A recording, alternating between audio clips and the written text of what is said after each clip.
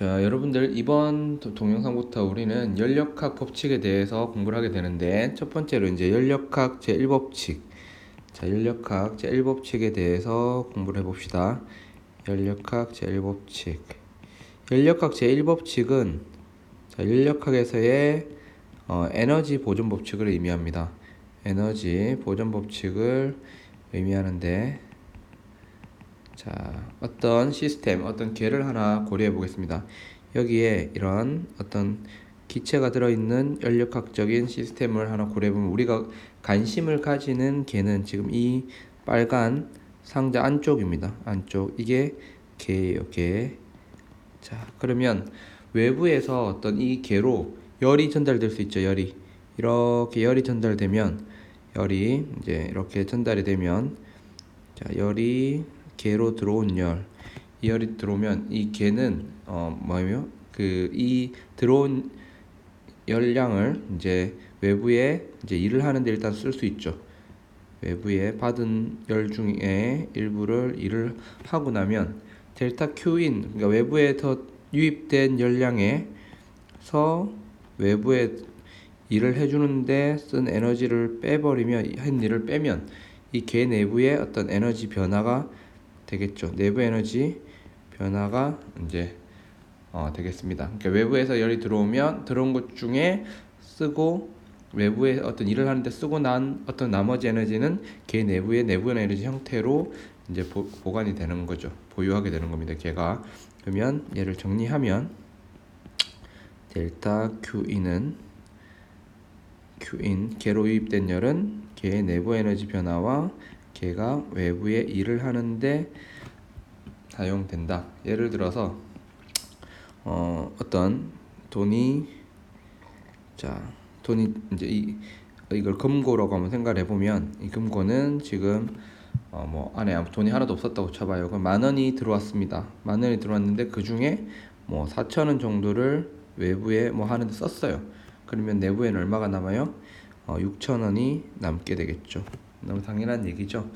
그래서 델타 Q는 이렇게 쓸 수 있고, 자, 매우 작은 변화만 보면 얘는 이런 식으로 쓸 수 있습니다. dQ인 미소량 du 더하기 dw out, 이렇게 쓸 수 있죠. 자, 우리가 앞에서 이 내부 에너지, 앞에서 이제 기체 운동을 할 때 어떤 기체에 의한 어떤 내부 에너지면, 만약에 자유도가 뭐 3인 어떤 단원자 이상 기체면, 예를 들어 단원자인 경우에는, 단원자 기체인 경우에는 U는 2분의 3 뭐 nRT, 또는 T는 절대 온도죠. 2분의 3 nKT로 쓸 수 있다고 했죠. 만약에 이원자면 내부 에너지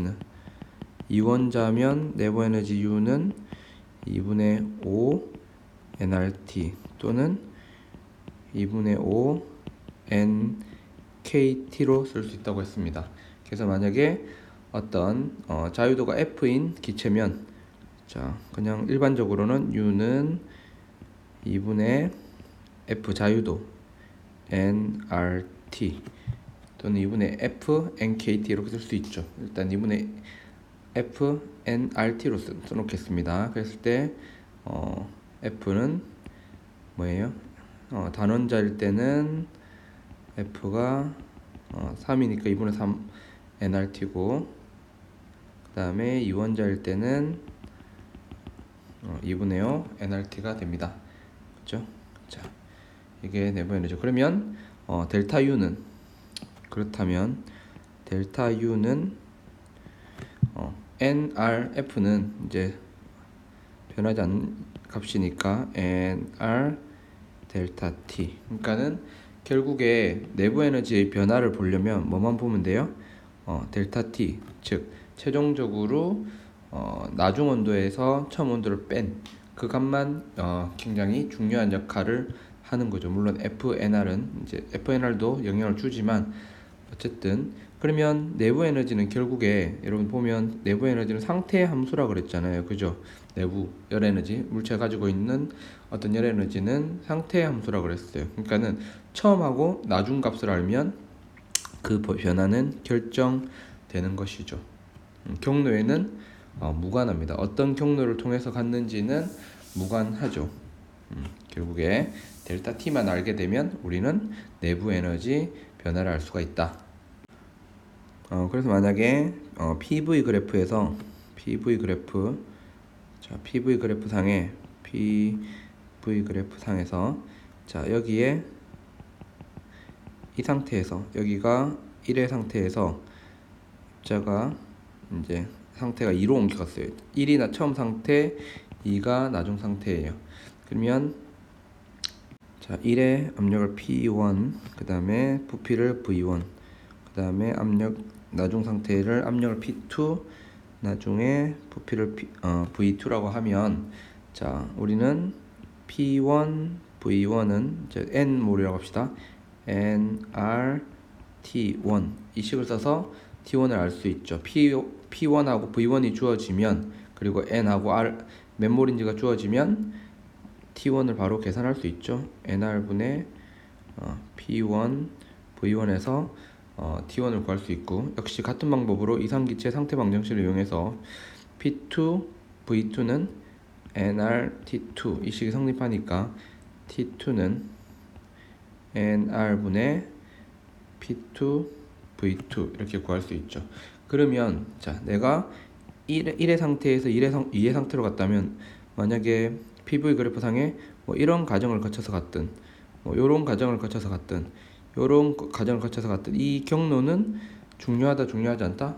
좀 다시 예를 들면 그냥 요렇게 이런 과정을 이런 과정을 거쳤든 이렇게 갔든 또는 요렇게 갔든 뭐는 내부 에너지 변화는 똑같다는 거예요. 얼마냐면 델타 U는 단원자라고 하면 2분의 3 M몰이라면 NR 뭐예요? 그냥 T2에서 T1을 빼주는 거죠. 이 T1에서 T1 구하고 T2 구하면 근데 T1하고 T2는 어떤 경로를 갔는지에 얘는 관계를 하지 않죠. 따라서 내부 에너지 변화는 처음 상태와 나중 상태만 구해서 이렇게 차이만 구해주면 된다라는 거죠. 이게 왜 이렇게 강조를 해주냐면 지금 다룰 뭐는 요 외부에 해준 일은 어떤 경로를 취했느냐에 따라서 달라지는 값이기 때문입니다. 그러니까 한 일은 경로에 의존을 하게 돼요. 하지만 뭐는 내부 에너지 변화는 어떤 경로로 1에서 2로 갔는지가 중요하지 않다. 이 차이를 잘 알아야 되겠습니다. 그러면 이제 금방 내부 에너지를 봤으니까 이번에는 뭐를 한번 살펴보냐면 기체가 외부에서 해주는 일을 한번 보겠습니다. 자, 이런 상자가 있을 때, 자 여기 위에 이 안에는 기체들이 이렇게 들어있어요. 기체들이 이렇게 들어있고, 자 얘를 어떤 열을 전달해 줄 수 있는 열 저장체 열원에다가 뭐 이렇게 연결을 했다고 한번 생각해 봅시다. 그리고 여기에 어떤 물체를 이렇게 올려 놓았더니 자 시간이 지나자 이 물체가 어떻게 돼요? 서서히 올라가서 어떻게 돼요? 요만큼 이렇게 올라가서 이렇게 들어올렸다고 생각해 봅시다. 그럼 이 기체 내부에 아주 조금 올라갔다고 생각해 볼게요. 기체는 이걸 DS라고 할게요. 그리고 이 면적을 이 판의 면적 이렇게 이 위에 있는 면적을 A라고 한번 해봅시다. 그리고 이 기체 내부의 압력을 P라고 하면 이 기체가 이 위에 있는 이 물체가 얹어져 있는 이 판에 작용하는 힘이라는 것은 어떻게 되냐면 PA가 되겠죠. PA 이게 뭐냐? F죠. F. 그리고 그러면 이 DS만큼 밀어줬을 때 해준 일이라는 것은 뭐냐면 F에다가 힘의 방향을 밀어준 거리 DS가 되겠죠. 그러면 얘는 어떻게 되냐면 PA DS가 됩니다. 그럼 이때 요 ADS가 뭐냐면 A에다가 DS 즉 뭐예요? 이 부피 변화죠. 아주 조그마한 부피 변화. 따라서 얘가 DV가 됩니다. 따라서 DW out은 뭐가 되냐면 P dv.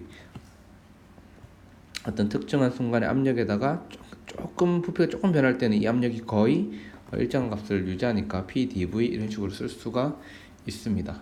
또는 만약에 p가 일정하다면 그냥 델타 w 아웃은 p가 일정한 경우에는 어때요? 일반적으로 이렇게 쓰는데 1번 경로에서 2번 경로로, 근데 p가 일정하다면 p dv가 돼서 그냥 p 델타 v, p에다가 그냥 부피의 그냥 변화만 곱해주면 됩니다. 하지만 이렇게 압력이 변하는 경우에는 이 압력을 v의 함수로 구해가지고 이제 적분을 해야 됩니다. 그러면 금방 앞에 이야기한 것처럼 이제 기체가 이제 외부에 해주는 일이라는 거는 어떤 연력학적 경로, 어떤 경로를 따라 가느냐에 따라서 달라진다는 것을 한번 보이도록 하겠습니다. 자, 그림과 같이 이제 걔가 이제 1의 상태에서 2의 상태가 이제 된다라고 한번 생각해 봅시다. 근데 그러한 연력학적 과정이 이제 다양하게 있을 수 있는데, 첫 번째로 먼저 이런 경우 한번 생각해 볼게요. 자, 이런 연력학적 경로, 이렇게 P1으로 일정한 압력인 상태에서 V1에서 V2로 이렇게 이제 부피가 늘어나는 상황입니다. 그러면 1에서 이제 이 경로를 1이라고 합시다. 1의 경로에서 이제 1의 경로 동안 이제 기체가 외부에 한 일은 이제 부피가 늘어났기 때문에, 부피가 늘어난다는 건 외부에 일을 한다는 거예요, 무조건. 그죠? 왜냐면 밀어내는 거잖아요. 자, 그렇다고 하면, 자, 1의 가정에서 한 일은, 잘 보면 압력이 일정하니까, 자, 우리가 dw out은 외부에 해준 일은 pdv죠. 근데 얘를 내가 적분을 하면, 자, 델타 w out 1의 가정에서 외부에 해준 일이라는 거는 이제 pdv인데, 되게 p가 일정하니까 p1을 일정하니까 p1 빼고 뭐예요? 1의 가정에서 1은 v1 v2 dv니까 얘는 뭐예요? 그냥 단순히 부피 변화를 보는 거죠. 전체 부피 변화. 그럼 p1에서 v2 마이너스 v1을 한 겁니다. 그죠? 그러니까 결국에는 이때 의미하는 건 뭐냐면, 자, 이 그래프에서 어떤 거냐면 이 아래 넓이가 되는 거예요. 1을 이렇게 가는 동안 해준 일은, 외부 해준 일은 이 넓이가 되는 거죠. 이 넓이. 가로 길이가 p1, 세로 길이가 p1이고 가로 길이가 v2 빼기 v1. 즉 1의 가정으로 갈 때 해준 일은 그래프 아래 넓이에요. 그리고 이제 이까지 가야 되니까 이렇게 가겠죠. 자, 이 가는 과정은, 자, 압력은 어떻게 돼요? 지금 현재 P1에 P2로 작아지는데 부피 변화가 없습니다. 부피 변화가 없다는 얘기는 일을 하지 않는다는 거죠. 왜냐면 아까 부피 변화가 없다는 거는, 면적은 있는데 부피 변화 없다는 건, 이 움직임 거리가 없다는 거는 일을 안 해요. 즉 그래서 이렇게 움직이면 어떻게 돼요? 자, 아래 넓이, 그러니까 그래프 아래 넓이가 뭐가 되냐면 해준 일이 됩니다. 자, 그러면 다음으로, 자, 이번에도 1에서 2회가 똑같은 1의 상태에서 2의 상태로 갈 건데, 이번에는 경로를, 자, 이렇게 간다면, 이렇게 가서 이렇게 간다면, 자, 1에서 경로 1이라고 하면 경로 1의 경로에서는 부피 변화 없죠? 일을 안 해요. 그리고 P2로 이렇게 2로 가니까 이 아래 넓이 있죠?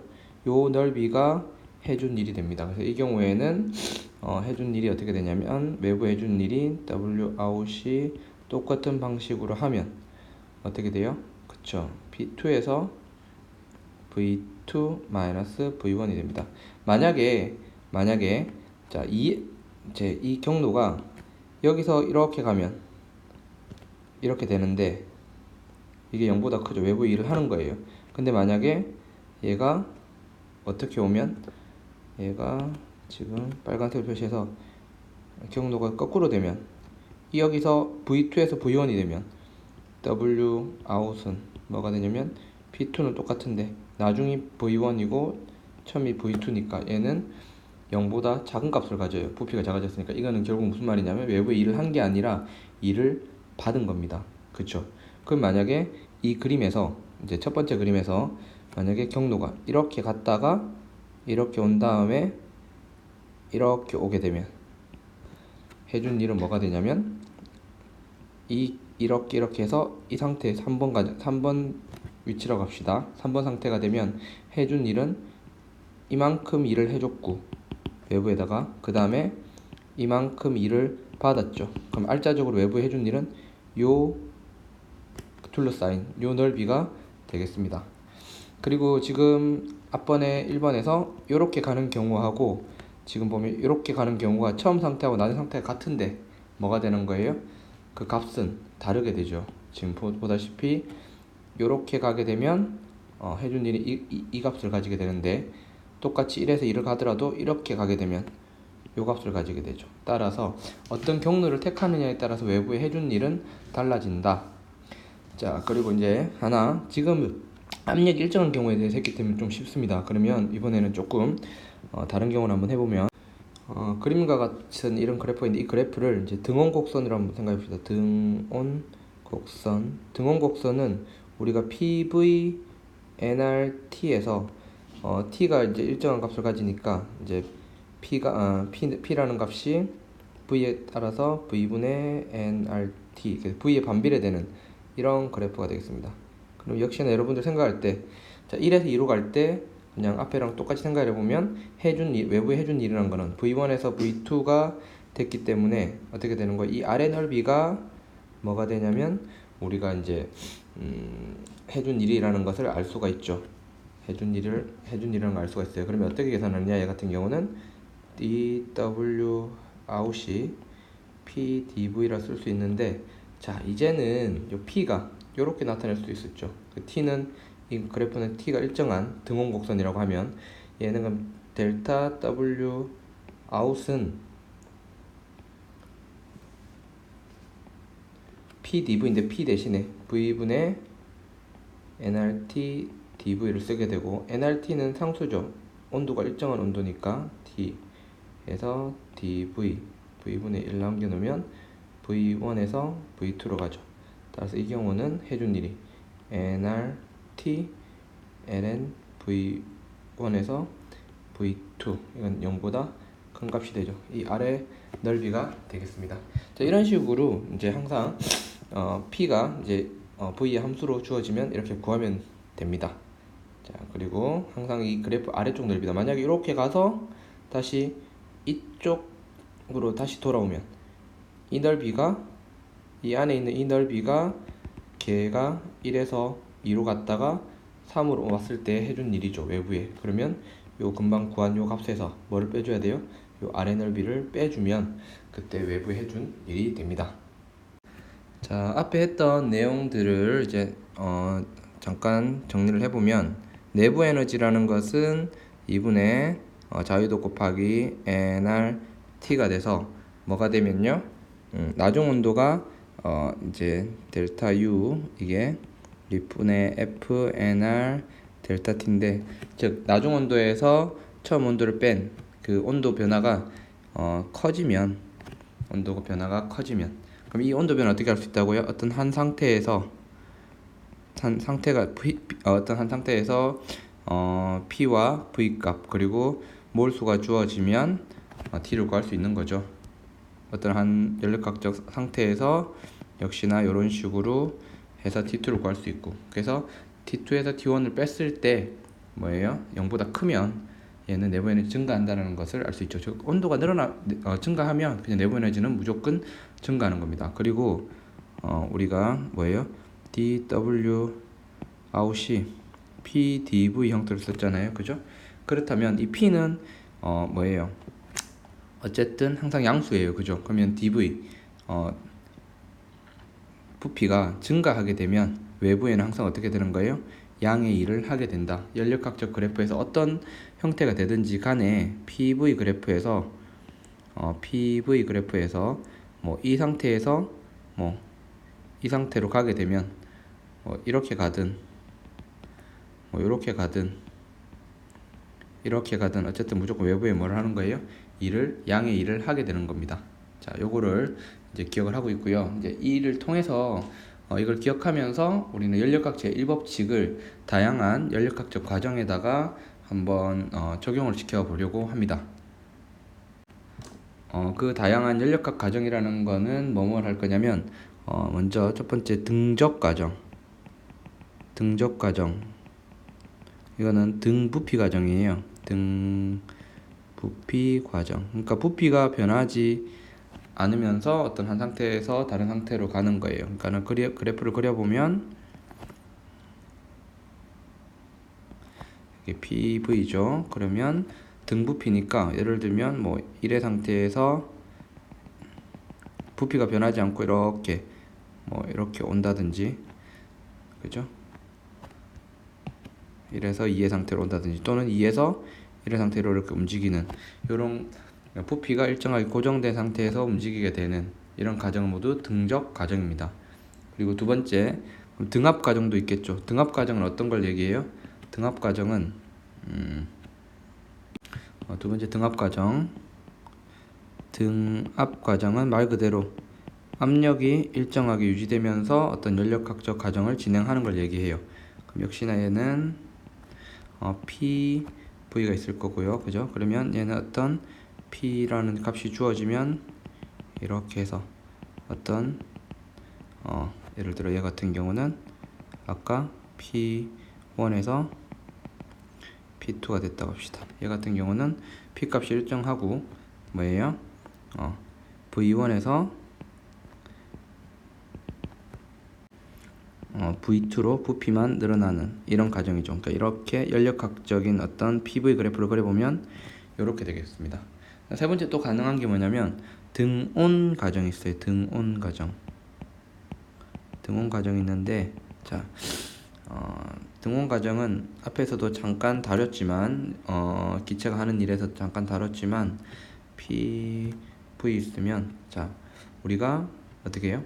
PV는 nRT니까 요 t가 일정하고 그 들어가 있는 몰수가 변하지 않는다고 하면 R은 상수면 P는 어떻게 되냐면 V분의 어떤 상수 K라고 하면 좀 헷갈렸으니까 그냥 nRT라 씁시다. nRT. 그러면 P는 V분의 1에 이제 비례하겠죠. 그러면 얘는 어떤 하나의 어떤 연력학적 상태에서 어떻게 되냐면 P1에서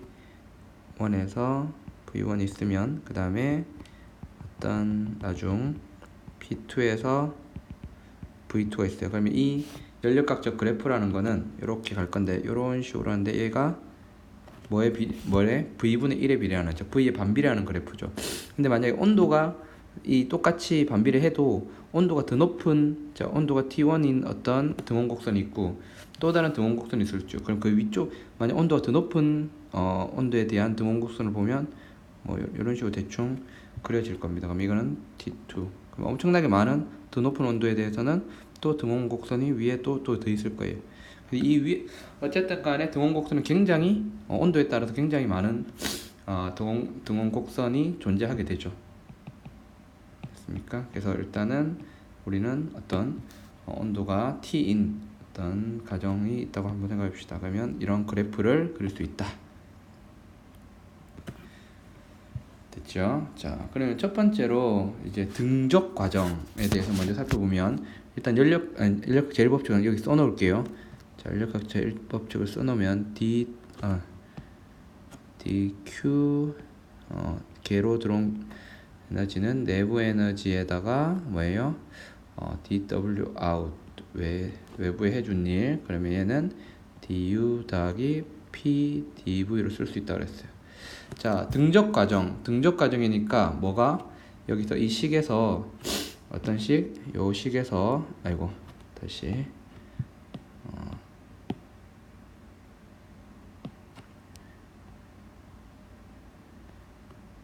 요 식에서 뭐가 0이에요?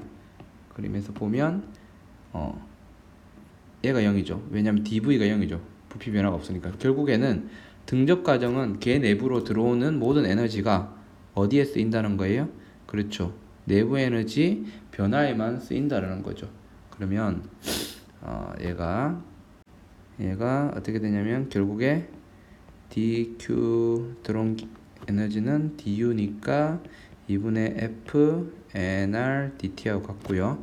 그죠? 그러면 적분을 하게 되면 개로 들어온 전체 어떤 열량이라는 것은 2분의 f nr 델타 t 온도 변화와 같다. 이렇게 쓸 수 있죠. 즉 이제 등적 과정은 들어오는 모든 열량을 이제 온도를 온도를 변화시키는데 사용이 되더라.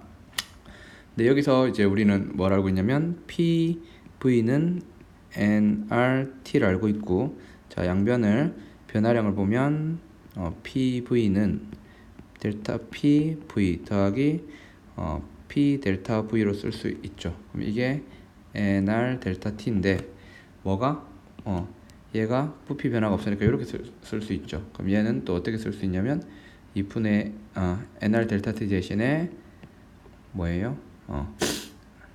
V 델타 P 이렇게 써도 요 값을 넣어서 V 델타 P를 써도 상관이 없습니다. nR 델타 T가 등적 과정일 때는 V 델타 P로 쓸 수 있으니까. 자, 근데 이제 관심을 가지는 것은 요거예요, 요거. 자, 등적 과정에서 델타 Q에 들어온 열은 2분의 F nR 델타 T인데 N 쓰고 2분의 FR 쓰고 델타 T 써요. 자, 그러면 우리가 이거 어떤 느낌하고 비슷하냐면 우리가 열량 공부할 델타 Q는 CMT 썼죠. 그럼 M 곱하기 C 델타 T로 한번 해봅시다. 이 C의 의미는 뭐였냐면 비열이었는데 비열은 M분의 1에 델타 T분의 델타 Q. 이건 무슨 말이냐면 1kg의 어떤 물질을 1도씨 올리는데 필요한 열량이었어요. 그럼 얘는 지금 우리가 델타 Q를 어떻게 쓸 수 있냐면 NCV 델타 T로 쓸 수 있어요. 이때 CV는 이제 뭐라 부르냐면 우리가 그냥 비열이 아니라 몰 비율이라고 불러요. 몰 비열. 그래서 CV는 의미가 M분의 1에 델타 T분의 델타 Q죠. 즉 어떤 물질 1몰을 1도씨 올리는데 필요한 열량, 어떤 경우에 부피가 일정한, 그래서 얘를 뭐라고 하냐면 우리는 등적 몰 비열 또는 정적 몰 비열이라고 합니다. 자, CV, 그러니까 이건 값을 구해보면 얼마예요 지금? 여기 얘죠 지금. 그래서 2분의 FR이 됩니다. 단원자 분자일 때는 등적 몰 비열, 등부피 몰 비열이 2분의 3R이 되는 거고요. 그 다음에 만약에 이원자 분자면 2분의 5R이 됩니다. 등적 몰 비열 또는 정적 몰 비열이라고 그래요. 정적 몰 비열. 자, 이 값은 기억을 좀 해둡니다. 알겠죠? 자, 그 다음에 두 번째 우리는 등압 과정에 대해서 공부를 할 건데요. 똑같이 dQE는 du 더하기 P dV죠. 자, 얘는 똑같은 방식으로 해보면 2분의 FNR dt가 얘에 해당할 거고요. 그죠? 그럼 P dV는 우리는 뭘 알고 있어요? P dV. PV는 nRT니까 등으로 치면 안 되죠. P dV의 값은 앞에 되겠지만 얘가 PV는 nRT니까 P dV는 nR dt 이렇게 되겠죠. 됐습니까? 자, 그러면 요 둘을 더해보면 결국에 등압 과정에서 유입된 이 열이라는 것은 내부 에너지 증가에도 내부 에너지 변화에도 사용이 되고, 그 다음에 어떤 외부의 일을 하는데도 사용이 돼요. 자, 그러면 얘를 더해보면 n에다가 2분의 f 더하기 1 r 그 다음에 dt가 됩니다. 됐어요? 이렇게 되죠. 그러면 얘는 금방 했던 거하고 똑같은 방식으로 해보면 n cp dt 이렇게 쓸 수 있죠. 그래서 델타 QE는 NCP 델타 T 이렇게 쓸 수 있습니다. 자, 결국에 이거는 그러면 CP는 2분의 F 더하기 1의 R이죠. 그럼 이걸 계산해 보면 2분의 FR이 CV니까 CV 더하기 R하고 같은 거예요. 이걸 우리는 뭐라 부르냐면 등압 몰 비율이라고 부르고요. 등압 몰 비율이라고 부르고, 등압 몰 비율과 등적 몰 비율 사이는 CP는 CV 더하기 R의 관계가 있습니다. 그렇죠? 그럼 보면 등적 몰 비율보다 등압 몰 비율이 더 크죠. 그 말은 어떤 등압 과정을 겪는 어떤 기체에다가 열을 주면 그 기체는 주는 것 중에 일부를 뭐예요? 일을 하는데 사용을 해버리기 때문에 그 내부 온도를 올리는, 똑같은 온도를 올리는데 뭐보다는 등적 과정보다는 온전히 내부 에너지만 변화시키는데 그 열을 다 쓰는 경우보다는 같은 온도를 올리는데 더 많은 열을 제공해줘야 된다는 거죠. 뭐에다가 내부 에너지, 즉 온도를 올리는데 필요한 열에다가 뭐예요? 외부에다가 일을 해주는 데 필요한 L까지 다 제공을 해줘야 그만큼의 온도가 오르니까 등압 몰 비율이 등적 몰 비율보다는 더 크다라는 것을 알 수가 있습니다. 등압 과정은 압력이 일정한 과정이다. 자, 그래서 요거는 여러분들 반드시 기억하고 교재를 같이 한번 보면 좋겠습니다. 자, 이번에 세 번째로 등온 과정을 해볼 건데요. 등온 과정은 역시나 연력학제 1법칙 쓰면 dQ인 궤로 들어오는 열 에너지라는 것은 델타 U 더하기 PdV 이렇게 쓸 수 있죠. 근데 얘를 잘 보면 알겠지만 2분의 FNR dT고 더하기 PdV죠. 자, 그러면 등온 과정은 어떤 거냐면, 자, 온도 변화에는 이 들어온 열이 내부 에너지 변화에는 쓰지 않는 거예요. 왜냐면 사용되지 않는 거예요. 얘가 얘인데 등온이니까 dT가 0이죠. 그래서 얘는 0입니다. 따라서 등온 과정이라는 건 들어온 열이 모두 뭐 하는데 외부에 일을 하는데, 그러니까 들어오는 족족 내가 돈을 다 써버리니까 나는 내가 가지고 있는 돈은 변화가 없죠. 항상. 그죠? 그래서 dQ는 PD 들어오는 어떤 열은 전부 다 뭘로 외부 해주는 일로 사용이 된다. 근데 금방 얘기했듯이 PV는 nRT니까 P는 뭐라 쓸 수 있어요? V분의 nRT로 쓸 수 있죠. 그러면 얘를 V분의 nRT dV 이렇게 쓸 수 있죠. 근데 nRT가 등온이니까 nRT가 일정한 값이죠. 그러면 얘는 나는 델타 Q는 양변을 적분한 거니까 V1에서 V2 변할 때까지 nRT는 앞으로 빼고 V분의 1 dV죠. V1에서 V2까지. 따라서 제공해준 열 에너지는 어떻게 되는 거예요?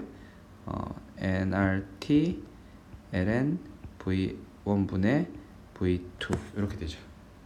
자, 이 세 과정에서 보면 이제 어떤 하는 일이라는 거는, 결국 외부에다 해주는 일이라는 거는 부피가 늘어날 때, 이렇게 부피가 늘어날 때는 외부에다 일을 해주죠. 이렇게.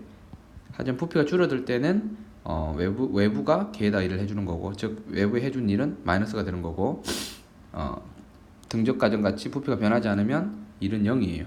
그리고 열의 차원, 열이 유입되느냐 나가느냐를 보면 등적 과정 같은 경우는 어떻게 되는 거예요? 지금 이 마지막 식에서 보면 알 수 있듯이 등적 과정 경우는 이렇게 압력이 증가하는 경우에 열이 유입된 겁니다. 열이 2에서 1로, 여기서 여기로 갈 때 압력이 즉 부피가 딱 정해져 있는데, 여러분들 열이 들어오면 이 안에 있는 뭐가 입자들이 움직이면 어떻게 될까요? 더 활발해지겠죠. 그러면 이 벽을 때리는 횟수도 더 늘어나겠죠. 더 빨리빨리 때리겠죠. 그러니까는 뭐가 되냐면 운동량을 더 많이 전달하게 되고 압력이 증가하는 거죠. 즉 열이 유입되면 안에 있는 놈들이 더 활발하게 온도가 올라가서 활발하게 움직일 거고 압력이 높아지는 과정이 될 겁니다. 그리고 등압 과정에서는 이렇게 지금 보면 등압 과정에서는 이렇게 오른쪽으로 갈수록, 그죠?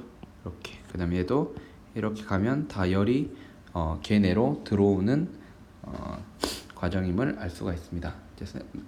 네 번째로 이제 우리는 단열 과정, 열의 출입이 없는 그 과정에 대해서 한번 살펴보도록 하겠습니다. 자, 네 번째로 단열 과정을 한번 해보도록 하겠습니다. 일단 단열 과정의 그래프는, 자, 이렇게 PV 그래프가 있을 때 PV 그래프 있을 때 우리가 무슨 얘기를 했냐면 이 안에는 아주 많은 단열 등원 곡선이 있다는 얘기를 했었어요. 이런 식으로 얘가 뭐 T 뭐 1이고 T2라고 하면 자 단열 가정이면 자 어떤 식이 가능하냐면 뭐 예를 들어 그냥 얘가 2T1이라 해봅시다. 그러면 어떤 1의 상태에서 압축을 시켜주게 되면 얘가 단열, 열의 출입 없이 이렇게 그래프 모양이 조금 더 기울어져야 될 것 같은데 이런 식으로 급격하게 T2의 온도를 옮겨가게 됩니다. 그래서 1의 상태에서 2의 상태로 자, 이 과정에 열의 출입은 없는 거예요. 그러면 dqin du 더하기 pdv 이렇게 쓸 수 있죠. 자, 근데 단열이니까 열을 차단한 거예요. 그럼 얘가 0입니다. 그죠? 그러면 단열 과정에서 어떤 관계식이 있냐면 이거는 기억을 무조건 해야 되는데 PV 감마가 어떻게 했냐면 상수값 일정한 값을 가진다. 이게 단열 과정에서의 어떤 공식입니다. 그럼 이 감마 값은 뭐냐면 우리가 등적 몰 비열분의 등압 몰 비열, 정압 몰 비열 뭐 같은 말입니다. 그러면 우리 얘가 만약에 단원자인 경우에는 3분의 5가 될 거고요. 단원자일 때는 3분의 5가 될 거고 이원자일 때는 5분의 7이 될 겁니다. 왜냐하면 앞에서 뭐라고 이야기를 했냐면 CV는 2분의 FR 그죠? CP는 2분의 F 더하기 1의 R 이렇게 썼잖아요. 근데 만약 단원자면 얘가 2분의 3R이 될 거고 정압이 2분의 5R이 될 거니까 CP를 CV로 나누면 3분의 5가 되고 만약에 이원자면 F가 5가 되죠. 5가 되니까 2분의 5R, 2분의 7R이 돼서 5분의 7이 됩니다. 자, 그럼 이 식이 어떻게 나올 수 있냐? 자, 이 식을 유도하기 위해서 앞에서 했던 내용을 다시 한번 가져와 보면 우리가 뭐였냐면 등적 과정에서 dqe는 뭐냐면 du 더하기 pdv인데 뭐라고 그랬냐면 이제 등적 과정일 때는 얘가 이제 이 부피 변화가 없으니까 얘가 0이죠. 그리고 등적일 때는 얘를 어떻게 쓸 수 있었어요? 그죠? n 몰수에다가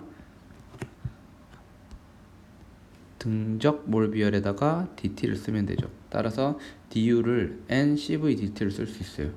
그죠? 자, 단열은 그럼 이렇게 돼 있으니까 얘는 요 식을 0은 ncv dt 더하기 pdv로 쓸 수 있죠.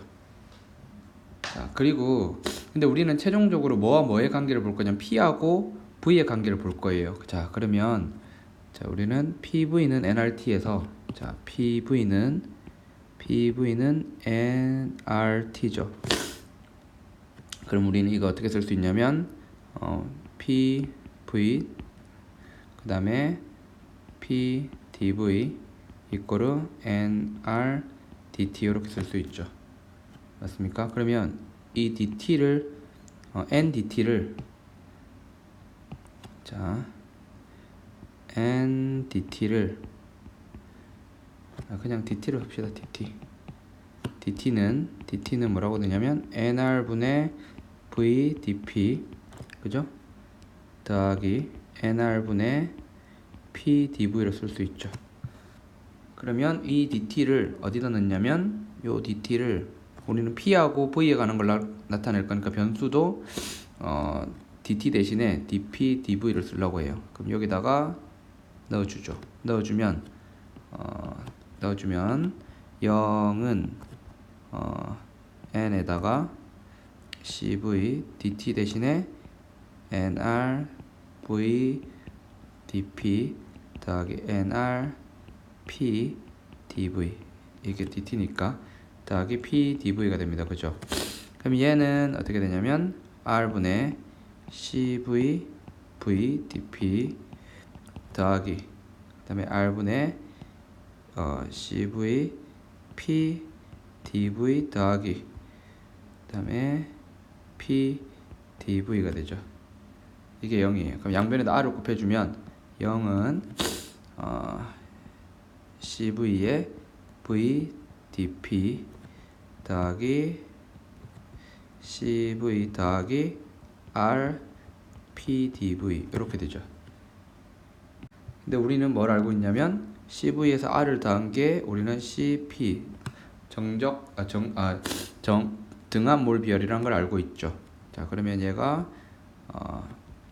CP V dP 더하기 CP P dV인 걸 알 수 있죠. 이게 0입니다. 얘를 변수를 분리를 해보면 P끼리 P분의 1 dP가 마이너스 CV분의 CP V분의 1 dV라는 것을 알 수가 있습니다.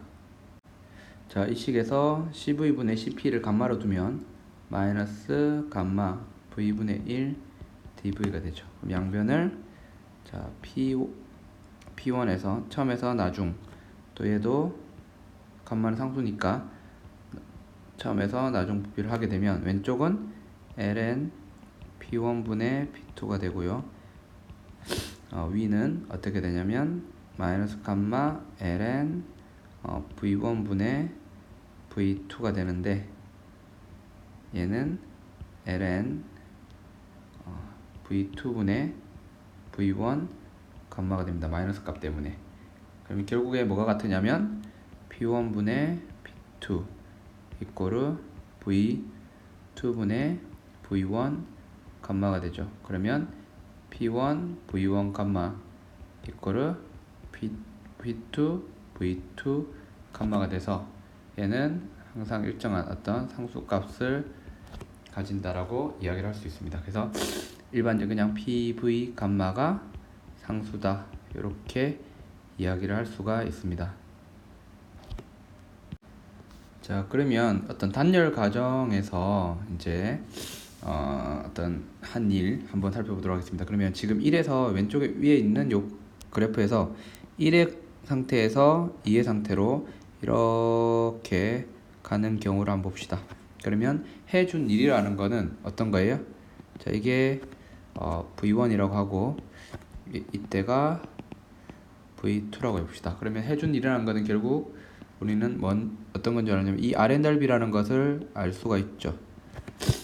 그죠? 만약에 적분을 통해서 구하고 싶으면 이제 뭐 구해도 되는데 일단은 그냥 결과만 한번 보면 어떻게 쓸 수가 있냐면 자, 우리가 dq는 du 더하기 dw out에서 그죠?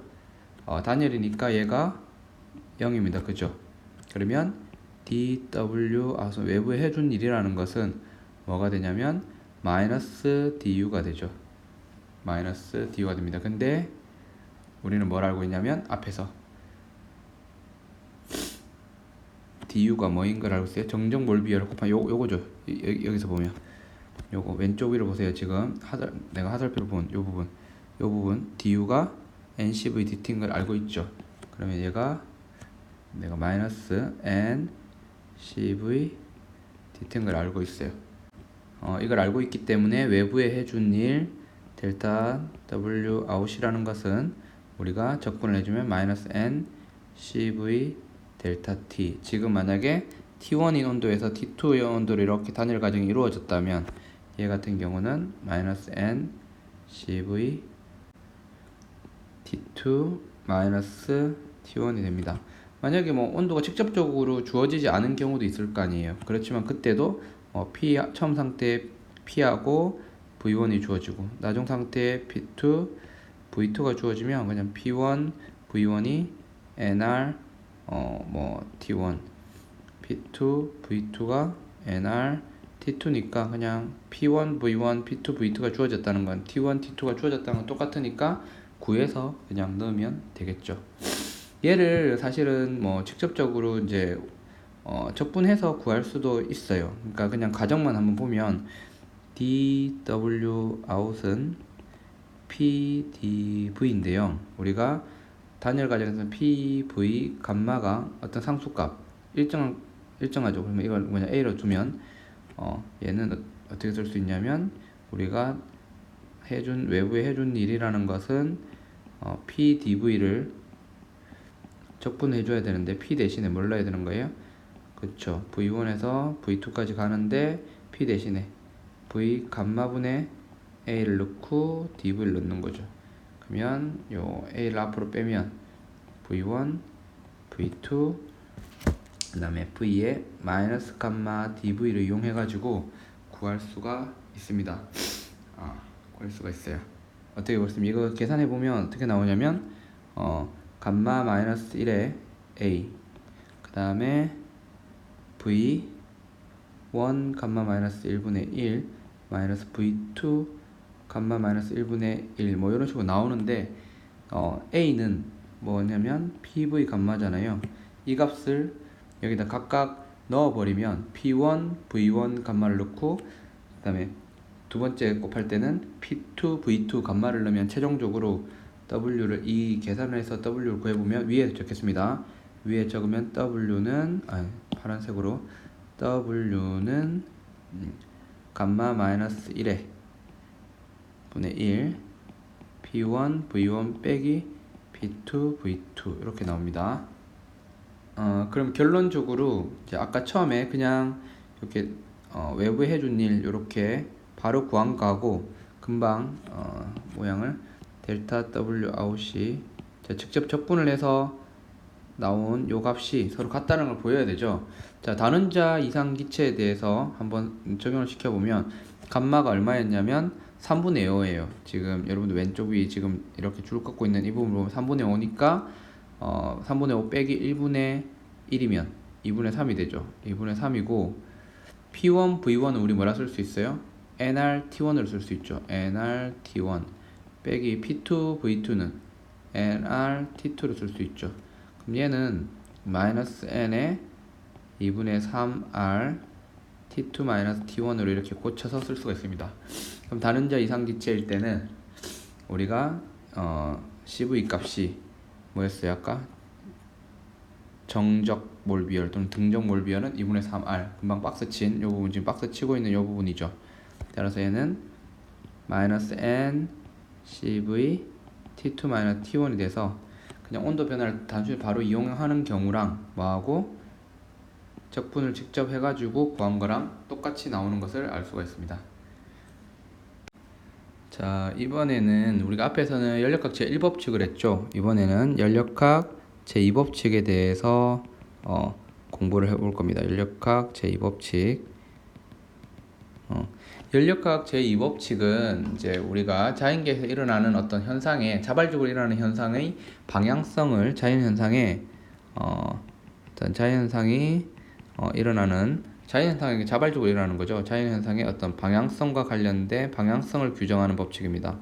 방향성을 규정한다. 자, 우리가 자연에서 일어나는 어떤 일들을 잘 살펴보면 그냥 대충 봐도 어떤 한 가지 현상은 너무나 자연스럽게 일어나는데 그 반대 과정, 반대로 되돌아가는 과정은 절대 일어날 수 없는 경우가 있어요. 예를 들면 우리가 어떤 고온의 물체하고 고온의 상대적으로 온도가 높은 고온의 물체하고 저온의 물체를 이렇게 접촉을 이렇게 시켜 놓으면 어떻게 열은 항상 어떻게 흘러가요?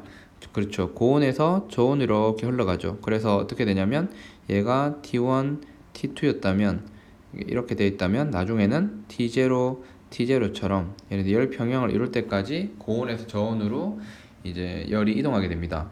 근데 자, 만약에 금방처럼 온도가 열평형 상태에 있는 T0로서 자, 온도가 똑같은 두 물체를 이렇게 금방 고온, 저온 물체를 연결한 것처럼 이렇게 연결해 놨을 때 만약에 어떤 식으로 오른쪽에 있는 어떤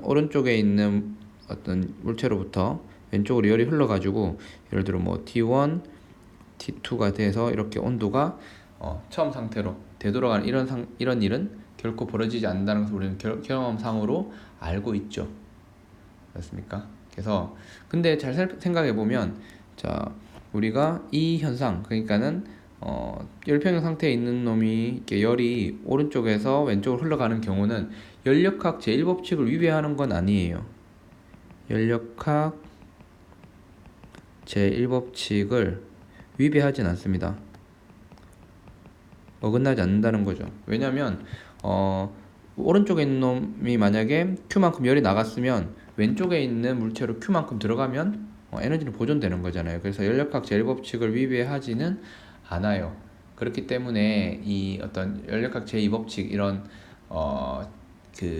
이 역과정이 일어나지 않는다라는 이 법칙은 어떤 새로운 어떤 자연 법칙으로 볼 수가 있습니다. 그걸 연력학 제2법칙이라고 하는데요. 이와 관련된 법칙을 연력학 제2법칙을 조금 엄밀하게 써보면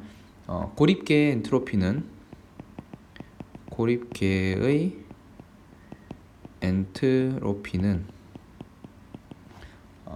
시간의 흐름에 따라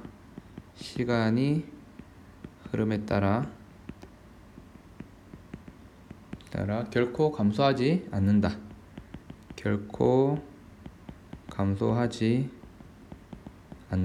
그러니까는 자연계에 일어나는 일들은 이제 엔트로피가 증가하는 방향으로 어떤 현상이 일어난다는 거예요.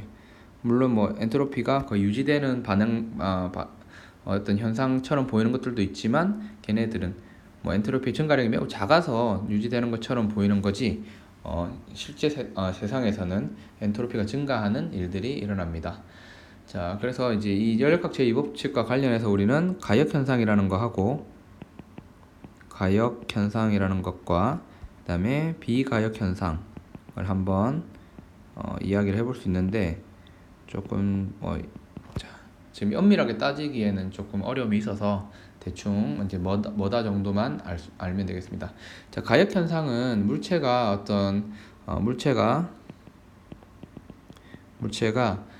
외부에 어떤 흔적도 남기지 않고 외부에 어떤 흔적 또는 어떤 변화를 일으키지 않고 어떤 흔적도 일으키지 않고 흔적도 남기지 않고 완벽하게 처음 상태로 되돌아가는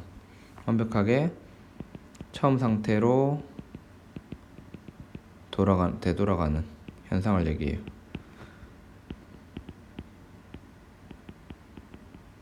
그래서 되돌아오면 그 전에 이 현상이 일어난 전과 후가 완벽하게 똑같은 거죠. 그래서 예를 들면 이거는 이상적인 상황이라서 실제 세계에서는 근사적으로 그렇게 가역 현상처럼 보이는 것이 있을 수는 있지만 실제 세계에서는 불가능합니다. 예를 들면 이런 현상 중에 뭐가 있냐면 이상적인 용수철이 있어요. 이상적인 용수철. 그러니까 우리가 용수철 한번 진동하면 만약에 어떤 열 같은 게 발생하지 않으면 평생 사실은 진동을 해야 되죠. 근데 그런 것들은 그런 용수철은 세상에 존재하지 않죠. 근데 용수철은 만약 그런 용수철이 있다면 이렇게 압축시킨 상태에서 놓으면 갔다가 더 완벽하게 원래 상태대로 이렇게 되돌아올 수 있는 거잖아요. 이건 가역 현상이에요. 근데 실제로는 어떻게 돼요? 진폭이 점점 줄어들어서 원래 상태까지 오지 못하죠. 그죠? 자, 비가역 현상은 이제 뭐냐면 이런 이 가역 현상이 불가능한 게 비가역 현상이죠. 대부분은 다 비가역 현상입니다. 근데 이제 좀 다르게 얘기하면 어떤 현상이 어떤 자연계 어떤 현상이 금방 제2법칙 얘기할 때 한 것처럼 한쪽 방향으로는 자발적으로 일어나요. 이제 한쪽 방향으로만 자발적으로 일어나는 가능한 경우가 이제 정해져 있는 거죠. 어떤 현상이 한쪽 방향으로만 자발적으로는 저절로 발생 가능하다는 뜻이죠. but 그 역과정은 불가능한 경우 원래 상태대로 되돌아오지 못하는 거예요. 역과정이 가능하다는 건 완전히 처음 상태로 되돌아온다는 거죠. 가역현상이라는 거죠. 근데 그 역과정이 절대 일어나지 않죠. 일어나지 않는 걸 우리는 비가역현상이라고 합니다.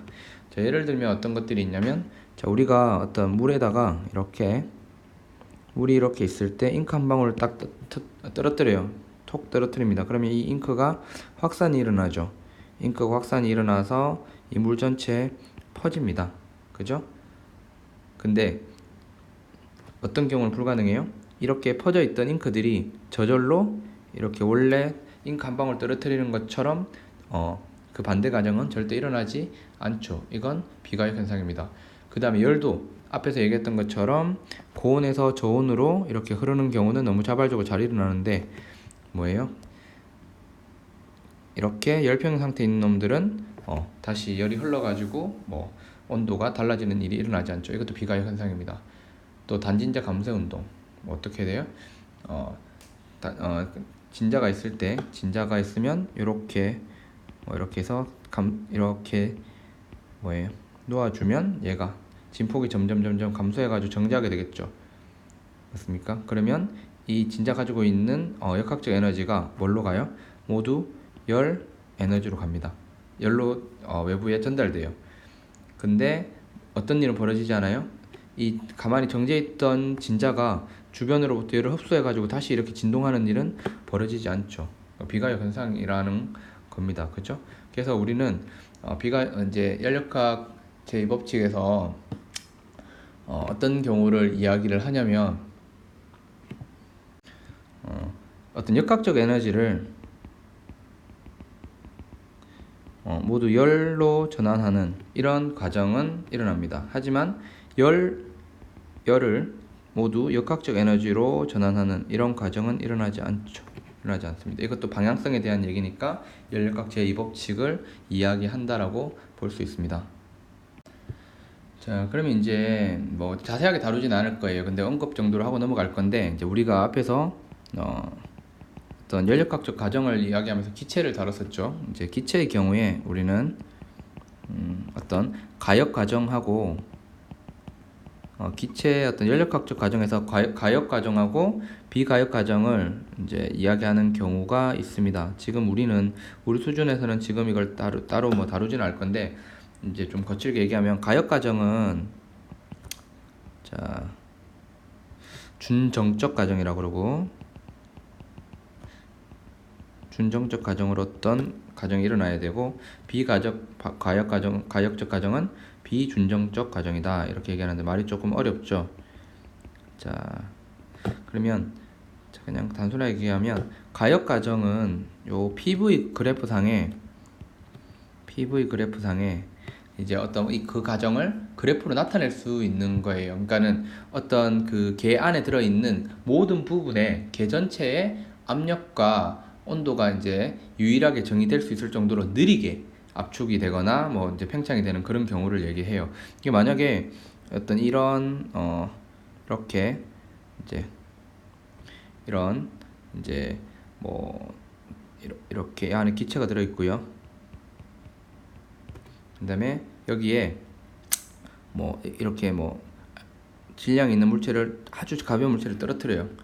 그리고 좀 기다리고 또 떨어뜨리고, 그래서 천천히 일어나면 우리는 뭘 기다리는 거냐면 이 안에 있는 이 모든 기체 안에, 이 용기 안에 들어있는 모든 부분들이 각각 매 순간 압력과 온도가 이 전체가 유일하게 결정될 때까지 기다리는 거죠. 그러면 우리가 어떤 하나의 상태에서 이렇게 1의 상태에서 2의 상태로 이렇게 압축이 되면 우리는 뭐 예를 들면 뭐 1에서 2의 상태 이런 식으로 이렇게 이 가정을 그래프로 그릴 수 있죠. 예를 들면 1의 가정이 있고 뭐 2의 가정이 있다가 뭐 하여튼 뭐 이런 식으로 이렇게 이 과정을 일일이 하나하나 매 순간에 대한 압력과 부피 그리고 그 순간의 온도까지 다 정의가 이렇게 되는 거죠. 그러니까 PV 그래프로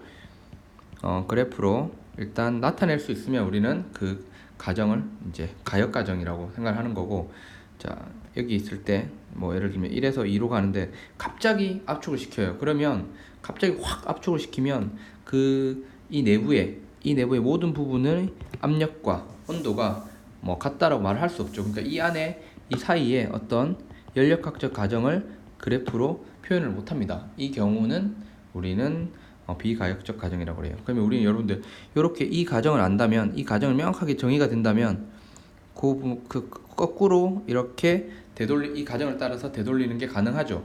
근데 이렇게 이 그래프를 그릴 수 없다면, 실제로 어떤 가정을 거쳐서 이 가정이 1에서 2로 가는 가정이 일어나는지 모르니까 2에서 1로도 역추적이 불가능합니다. 이런 것은 우리는 비가역적 가정이라고 그러고 가역 가정이라고 합니다. 그럼 준정적 가정은 금방 얘기한 것처럼 어떤 이 모든 부분이 매 순간 평형을 이루는 데까지 이룰 수 있도록 천천히 일어나는 그런 가정을 이야기를 하고, 비준정적 가정은 준정적 가정 이외의 어떤 가정을 이야기합니다. 자, 그러면 이제 우리가 엔트로피를 이제 정의를 한번 해볼 건데요. 자, 받아들이고 이제 이 엔트로피를 적용하는 게 우리의 목표입니다. 그래서 자, 엔트로피는 연력학적 가정의 어떤 방향성을 이제 수치적으로 표현하기 위해서 도입한 어떤 물리량으로 볼 수 있죠. 그래서 열 현상의 어떤 비가역적 현상을 수량적으로 나타내기 위해 도입된 어떤 물리량이고요. 그다음에 분자의 어떤 열운동이나 그 열운동 등 분자 운동 상태의 어떤 무질서한 정도를 나타내는 거예요. 엔트로피가 높으면 더 무질서한 거죠. 우리는 사실 확률적으로 봤을 때 어떤 정돈된 상태보다는 이렇게 어질러진 상태가 훨씬 그 경우의 수가 더 많잖아요, 그죠? 그래서 일어날 수 있는 자연적인 어떤 현상은 무질서도가 증가한다고 해요. 그러니까 우리가 방을 잘 보면 항상 방이 어질러지는 이유가 뭐냐면, 청소를 해도 어질러지죠. 그 이유는 방이 정돈된 상태를 보면, 딱 어떻게 보면 정돈된 상태는 경우의 수가 어질러질 수 있는 경우의 수보다 훨씬 많아요. 정돈된 상태보다는 어질러질 수 있는. 그러니까는 책이 여러분들 이렇게 책상 위에 이렇게 있을 때 책이 가지런히 이렇게 놓여 있는 경우 정돈된 상태라고 보면, 얘는 뭐예요? 경우의 수를 보면 뭐 이게 조금만 이렇게 된 경우나 이렇게 된 경우나 뭐 이렇게 된 경우나 전부 다 어질러진 상태죠. 그러니까는 정돈될 확률보다는 어질러질 확률이 훨씬 크죠. 이와 같이 엔트로피가 크다라는 거는 이제 어떤 현상이 자연스럽게 이 방향으로 이루어질 확률이, 우리가 마구잡이로 했을 때 이런 일이 일어날 일이 더 낫죠. 우리가 아무데나 행동을 했는데 이렇게 정돈된 상태로 갈 확률은 적습니다. 그래서 이 방향성이라는 것은 어떤 이런 확률하고 관계가 있다라는 정도만 이제 기억을 해두면 되겠습니다. 자, 그럼 엔트로피를 수량적으로 우리는 관심을 가지는 게 엔트로피의 변화예요. 변화. 자, 엔트로피는 일단 알아둬야 될 게, 여러분들 엔트로피는 상태함수입니다. 상태함수.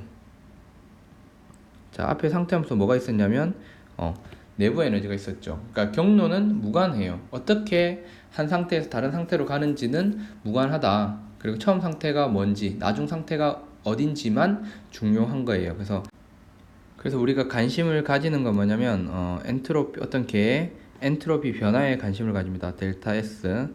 자, 엔트로피는 S로 표현하고 엔트로피 변화는 델타 S로 써요. 그러면은 상태 함수니까 나중 엔트로피에서 처음 엔트로피를 빼면 되죠.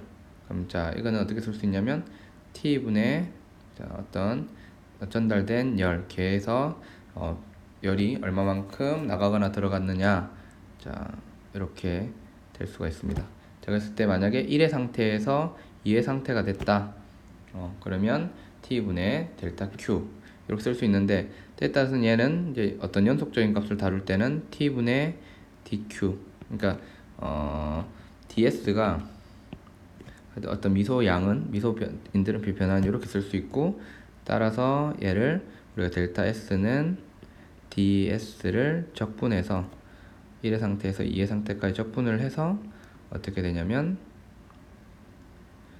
T분의 DQ, 이렇게 1에서 2의 상태 이렇게 적분해서 이제 문제를 풀어야 되는 경우도 있습니다.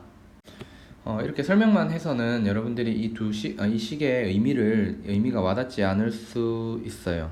자, 연력학 제2법칙은 결국엔 어떤 개의 전체 엔트로피가 토탈이 뭐 예를 들면 여기 A라는 개가 있고 B라는 개가 있는데 그러면 뭐 A에서 일어난 엔트로피 변화가 델타 SA, B에서 일어난 엔트로피 변화가 델타 SB인데 뭐 델타 SA는 뭐 엔트로피가 감소할 수 있어요. 델타 SP도 B는 뭐 증가하고 뭐 어쨌든 이 하나만 보면 감소하거나 증가 모두가 가능한데 어쨌든 이 열을 주고받은 이 둘 사이에 열을 주고받았다면 이 전체 엔트로피를 다 계산을 하면 SA 계산하고 B에서의 엔트로피 변화를 열이 전달되기 전과 후에 모두 계산해서 더해주면 얘는 항상 0보다 큰 어떤 값을 가지게 된다. 어떤 반응이 일어나고 나면, 자발적인 반응이 일어나고 나면. 자, 그러면 문제를 한번 풀어볼게요. 자, 예를 들어서 여기에 어떤 매우 이제 엄청 큰 여론이에요. 그래서 이건 TH라고 합시다. 그리고 여기에 저온의 여론이 있어요. 자, 그리고 이 사이를 뭐라 하냐면 어떤 이렇게 막대 같은 거 연결했어요. 근데 이 전달되는 열이 계속 그럼 고온에서 저온으로 열이 넘어가겠죠. 근데 그랬을 때 어쨌든 요 TH하고 TC는 이 전달되는 열이 굉장히 작아서 TH, TC는 유지된다고 한번 해봅시다. 그러면 TH 고온에서 저온으로 열이 이동하는 것이 자발적인지 자연스러운 저절로 일어나는 현상인지를 따져보기 위해서는 델타 S를 구할 필요가 있어요. 자, 그러면 만약에 어떤 특별한 시간 동안 만약에 TH로부터 Q만큼의 열이 어디로 TC로 전달됐다고 한번 봅시다. 그러면 이건 A라고 합시다. A, B라고 하면 A 개는 엔트로피가 어떻게 되면 온도는 TH로 유지가 되고 그죠? 열이 얼마만큼 Q만큼 어떻게 됐어요? 자신으로부터 빠져나간 거죠. 그래서 마이너스 Q가 되는 거예요. TH분의 델타 Q에 해당하는 게 마이너스 Q죠. 그러면 델타 SB를 한번 봅시다. B는 온도는 TC로 유지가 되고 어떻게 됐죠? 열이 들어오죠. 처음에는 열이 들어오지 않은 상태, 나중에 델타 Q만큼 열이 유입된 거죠. 들어온 열이죠. 본인 개로 열이 들어왔어요. 그러면 이렇게 될 수 있습니다. 그러면 보면 델타 SA는 0보다 작아요. 델타 SB는 0보다 큽니다.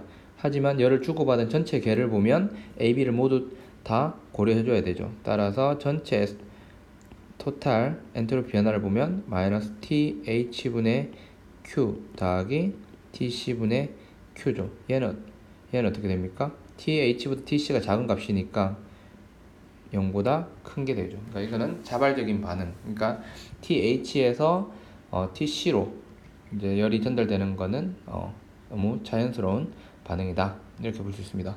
자, 또 하나 그러면 다른 예. 그럼 이제는 이 적분을 쓰는 경우를 한번 살펴보겠습니다. 여기에 완전히 동일한 두 물체가 있어요. 동일한 두 물체. 질량이 M으로서 동일하고 비열은 C로서 동일합니다. 이렇게 둘의 그러니까는 모든 조건이 똑같은데 똑같은 물질이고 똑같은 어떤 질량을 가진 물체예요. 근데 얘네가 처음에 왼쪽에 있는 놈이 T0 더하기 델타 T의 온도였고 그 다음에 얘는 T0 마이너스 델타 T였어요. 근데 이 둘을 접촉시켰더니 나중에 시간이 한참 지나니까 어떻게 되냐면 얘가 둘 다 온도가 T0가 됐어요. 그러면 열은 어떻게 이동한 거예요? 왼쪽이 좀 더 온도가 높고 오른쪽이 온도가 더 낮죠. 그러면 얘가 어떻게 가냐면 열이 이렇게 이동한 거죠. 이렇게 이동을 한 겁니다. 그러면 얼마만큼 열이 이동한 거냐면 왼쪽에 있는 걸 A, 오른쪽에 있는 걸 B라고 해보면 얼마만큼 왼쪽에서 오른쪽으로 CM 델타 T만큼 열이 이동했다는 걸 알 수 있죠. 그죠? 그러니까 Q가 CM 델타 T예요. 그러니까 왼쪽에 있는 이 A 부분은 CM 델타 T만큼 열을 잃었고 오른쪽에 있는 요 B는 CM 델타 T만큼 열을 얻어가지고 왼쪽은 델타 T만큼 온도가 낮아졌고 오른쪽은 B는 델타 T만큼 온도가 올라가서 이렇게 T0로 평열이 이렇게 됐습니다. 자, 이 경우에 자, 델타 SA 자, 왼쪽은 이게 자, 먼저 항상 이 식을 먼저 세우는 게 좋습니다. 이렇게 DSA 왼쪽은 아주 조금 변하는 경우 T분의 DQ죠. 근데 Q가 어떻게 되는 거예요? DQ가 얘가 Q는 이렇게 썼지만 DQ는 CMDT를 쓸 수 있죠. 그러면 CM T분의 1 DT죠. 그러면 얘를 적분하면 델타 SA는 어떻게 되냐면 CM은 상수니까 앞에 있고 온도가 처음에 T0 더하기 델타 T에서 나중에 T0가 됐죠. 그럼 T분의 1 DT니까 그러니까 온도가 연속적으로 T0에 더하기 T에서 델타 T에서 점점 온도가 열이 이동함에 따라 어떻게 되는 거야? T0로 점점점 바뀌겠죠. 그러면 얘가 어떻게 되냐면 CM의 ln T0 더하기 델타 T분의 T0가 되는 거고 델타 SB를 계산을 해보면 똑같은 방식으로 CM 얘는 T0 마이너스 델타 T에서 T0가 되는 거죠. 이렇게 계산을 하면 CM ln T0 델타 T분의 T0가 되죠. 이 둘을 더하게 되면 더하면 총 엔트로피가 나올 건데요. 델타 S는 두 개를 더하는 거죠. 그럼 CM ln 어떻게 되냐면 T0의 제곱 마이너스 델타 T의 제곱분의 T0의 제곱이죠. 그럼 보면 얘는 뭐예요? 우리가 그냥 봐도 0보다 큰 값이라는 걸 알 수가 있죠. 왜냐면 분자보다 분모가 더 작은 값이라서 1보다 큰 값을 가지니까요. ln 값이 ln 1보다 크니까 얘는 0보다 큰 값이 되니까 얘는 자발적인 반응이라는 것을 알 수가 있습니다. 자, 이제 엔트로피에 대해서 이제 추가적으로 얘기를 해보면 앞에서 이제 엔트로피가 뭐라고 했냐면 엔트로피는 처음 시작할 때 뭐라고 했냐면 상태함수라고 그랬어요. 상태함수라는 말은 경로에 무관하다. 경로는 중요하지 않고 뭐만 중요해? 어떤 경로를 통해서 갔는지 중요하지 않고 어디에서 1에서 2까지 갔다면 이 1에 해당하는 상태가 어떤지 뭐 부피 그 다음에 온도, 압력 뭐 이런 것들 그 다음에 2에 어떤 부피, 온도, 압력이 얼마인지 이것만 중요하다는 거죠. 그래서 예를 들어 이제 기체 같은 경우에 비가역 과정 같은 경우 1에서부터 예를 들어 1의 상태에서 2의 상태로 이제 뭐 어떤 연력학적 과정이 일어났어요. 근데 비가역 과정이면 이 안에 그래프를 그릴 수가 없죠. 근데 우리가 지금 DS는 엔트로피 변화는 DQ고 얘가 전체 엔트로피 어떤 상태에서 나중 상태까지의 어떤 전체적인 엔트로피를 보려면 요거를 계산했어야 되잖아요. 근데 이 중간에 어떤 비가역 과정 같은 경우에 어떤 과정을 거쳤는지를 모르니까 요 안에 어떤 이 적분할 만한 함수를 알 수가 없어요. 근데 어디서 힌트를 얻을 수 있냐면 엔트로피가 상태 함수이기 때문에 어떤 이 1에서부터 2로 가는 어떤 경로를 통해 설정을 해도 아무거나 내가 하나 정해서 뭐를 해도 거기에 대한 어떤 이 적분을 해서 구해도 델타 S를 구하면 그게 곧 비가역 과정에서의 엔트로피 변화와 완전히 똑같다라는 거죠. 그러니까 뭐 이렇게 이런 경로로 가든 이런 경로로 가든 뭐예요? 항상 처음하고 끝이 다 같으면 엔트로피 변화는 같다라는 겁니다. 그러면 비가역 과정에 대한 어떤 엔트로피 변화를 구하고 싶으면 그냥 어떤 우리가 그 경로를 아는 이 비가역 과정과 처음과 끝은 같지만 어떤 가역 과정을 따르는 뭐 예를 들면 등온 얘가 T1 아니 V1하고 V2가 만약에 온도 같다 그러면 등온 과정을 선택하면 되죠. 그런 것처럼 어쨌든 이 사이에 어떤 가역 과정을 하나 설정해서 만약에 T1 1하고 2하고 온도 같다면 가역 등온 과정을 이렇게 그래프로 그릴 수 있는 등온 그래프를 설정해서 하면 되듯이 어쨌든 가역 과정을 하나 이제 설정해서 하면 됩니다. 자, 이런 식이라면 엔트로피에 대한 어떤 함수를 일반적으로 한번 구해 볼 수 있지 않을까 한번 생각해 볼 수 있습니다. 자, 우리가 연력학 제1법칙에서 dq는 du 더하기 pdv죠. dw는 pdv입니다. 그죠? 자, 그러면 얘가 t분의 dq가 ds니까 ds는 t분의 dq죠. dq는 t분의 1 du 더하기 t분의 p dv가 됩니다. 그죠?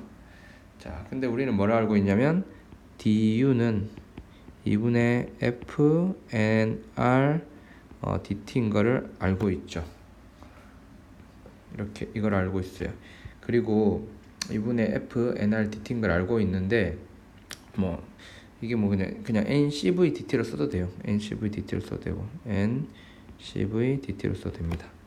그죠? 그리고 pv는 nrt라는 식으로부터 우리가 p를 이 뒤에가 적분이 이제 v에 대한 적분이니까 p를 v에 대한 식으로 나타내면 p는 v분의 nrt가 되죠. 그죠? 이게 여기다가 넣을 겁니다. 여기다 넣을 거예요. 자, 그럼 이 식을 정리하면 어떻게 되냐면 ds는 t분의 du니까 2분의 fnr t분의 1의 dt가 되고요. 더하기 자, p가 b분의 nrt니까 t로 나눠주면 v분의 nr이 되죠. 그러면 nr에다가 v분의 1의 dv가 됩니다. 자, 그럼 우리는 델타 S를 구하는 게 목표죠. 얘를 구해주면 2분의 F NR 예를 들어서 처음이 T1인 온도에서 T2인 온도로 온도가 변했다. 그리고 그러면 이렇게 그 다음에 처음 상태에서 부피가 V1이었고 나중 부피가 V2였다. 그러면 V분의 1 dV 하면 되죠. 자, 그러면 얘는 어떻게 쓸 수 있냐? 2분의 F의 NR, 뭐 NCV, ln T1, T2 더하기 NR의 ln V1, V2가 되죠. 그러니까 이게 일반적인 어떤 엔트로피를 구하는 식이 되는 거죠. 그랬을 때 만약에 처음 1번 위치하고 2번 위치로 이동했을 때 온도가 1에서의 온도와 2에서의 온도가 같아요. 그러면 요 항은 0이 될 거고, 그죠? 그러면 뒤에 것만 뭐가 되냐면 엔트로피 변화량을 결정하게 되는 거고, 만약에 처음과 나중에 부피는 같은데 온도가 다르다. 그러면 뭐가요? 자, 요것만 영향을 미치게 되겠죠. 그래서 이 식을 이용하면 일반적인 어떤 엔트로피 변화를 다 구할 수가 있습니다. 뭘로? 처음 상태와 나중 상태의 온도와 뭐를 이용해서 부피를 이용해서 엔트로피 변화를 구할 수 있더라.